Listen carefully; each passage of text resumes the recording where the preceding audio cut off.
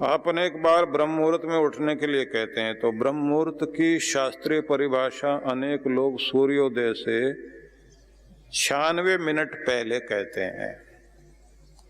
तो किस समय मनुष्य को उठना चाहिए और प्रातःकाल की दिनचर्या किस प्रकार होनी चाहिए, इसी प्रकार सोने से पूर्व की दिनचर्या पर भी प्रकाश डालें।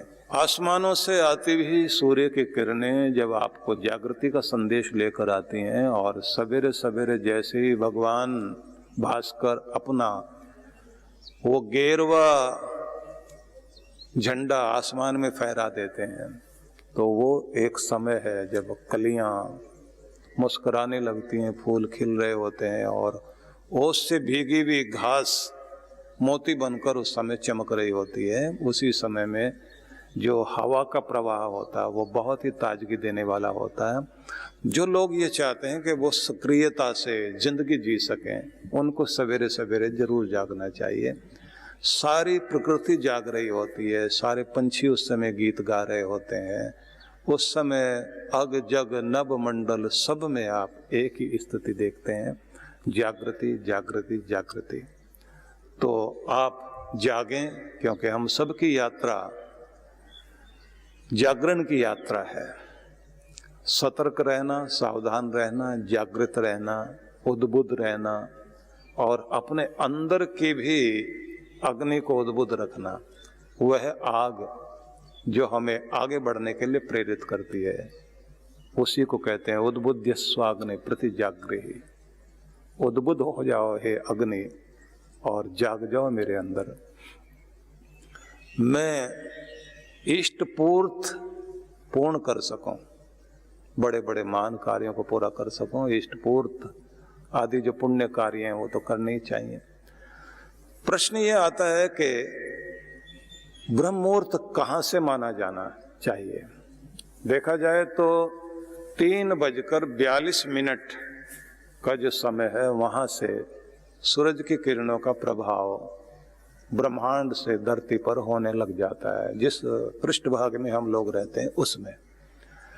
और सूर्योदय से जो आपने 96 मिनट का कहा है, तो कुछ लोगों की ऐसी गणना है, लेकिन अगर हम सामान्यतया माने तो 4 बजे से सब लोग जागृत होते हैं और 7 बजे तक का 3 घंटे का जो समय है वो बड़ा लाभकारी है। इसका लाभ सब किसी को लेना चाहिए। और जैसे कहा गया है, काय क्लेशाश्च तन्मूलान वेद तत्वार्थमेव च, उस समय अपने शरीर में कोई रोग आता है तो क्यों शरीर सक्षम क्यों नहीं हो पा रहा, घर में क्लेश या फिर आर्थिक स्थिति में पिछड़ रहे हैं, उस सब का चिंतन करके अपनी योजना भी बनानी चाहिए और धर्मार्थ चिंतन भी करना चाहिए। ब्राह्मे मुहूर्ते बुद्धेद धर्मार्थ चानो चिंतेत। तो उस समय जो है धर्म अर्थ का चिंतन करना चाहिए। वेद तत्वार्थ में छ, अच्छे ग्रंथों का स्वाध्याय करना भी उस समय उचित होता है। प्रश्न इन्होंने फिर आगे कर दिया कि ये भी मैं पूछना चाहती हूँ कि प्रातःकाल की दिनचर्या कैसी होनी चाहिए। तो जैसे आप उठते हैं तो उस समय सबसे पहला काम तो ये कीजिए, आंखें खोली नहीं लेकिन जागृति आ गई तो मन मन में भगवान का नाम उच्चारण कीजिए। उठ के बैठ गए हो तो दोनों हाथ जोड़ के सबसे पहले तो उसको धन्यवाद दीजिए आज के जीवन के लिए, आज के अवसर के लिए। मैं तुम्हें धन्यवाद देता हूँ मेरे प्रभु, और तुम्हारे द्वारा दिए गए इस वरदान रूप दिन का मैं सुंदर ढंग से प्रयोग कर सकूं, इसे यादगार बना सकूं, संपर्क में आने वाले लोगों के साथ मधुर व्यवहार कर सकूं और सारा दिन आनंदित रहूं, मुस्कुराते हुए कार्य करूं। इसका आशीर्वाद मुझे दो। ऐसी प्रार्थना करते हुए हमें बिस्तर से नीचे उतरना चाहिए। ये अलग बात है कि जो हमारे यहाँ कहा जाता है कि कर मूल में ये है, कर मध्य में ये है, भगवान के दर्शन इस रूप में करें, तो वो मंत्र पाठ आप करना चाहें तो बहुत अच्छी बात है। और एक प्रश्न इन्होंने इसी के अंदर और भी कर दिया है, तो इस प्रकार सोने से पूर्व की दिनचर्या पर भी प्रकाश डालें। सोने से 17 मिनट पहले तक का समय बड़ा महत्वपूर्ण होता है। उस समय की असीम शांति मस्तिष्क में बहुत बड़ा प्रभाव डालती है।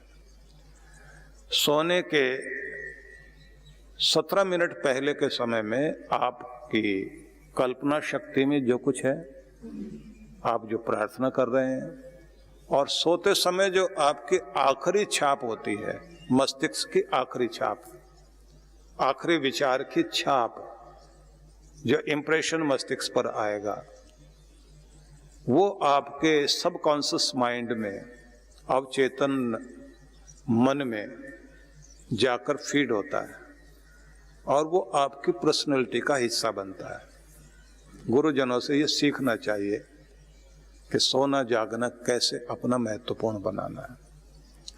सामान्यतया बस इतना ही ध्यान रख लीजिए, सकारात्मक चिंतन करते हुए शाम को, क्योंकि जैसे जैसे रात बीतती है, या कहना चाहिए सांझ जैसे घिर कर आती है, तो उस समय पूरी प्रकृति शांत होने लग जाती है। उस समय अपने आप को जितना शांत कर लोगे आप, उतनी क्वालिटी वाली नींद भी आएगी, आपकी अच्छी गुणवत्ता वाली नींद आएगी, और आप अपने आयुष्य को बढ़ाएंगे। और मैं तो कहूँगा कि अगर उस समय वो स्वप्न आप अपने मस्तिष्क में दोहराएं जो आप अपनी जिंदगी में साक्षात देखना चाहते हैं, तो निश्चित रूप से वो आपके सपने पूरे होंगे।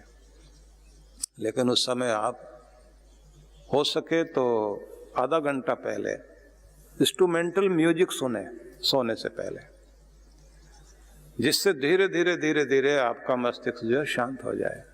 नहीं तो फिर वो गाना जो बोला जाता है ना कि आज कल में ढल गया दिन हुआ तमाम, तू भी सो जा, सो गई रंग भरी शाम,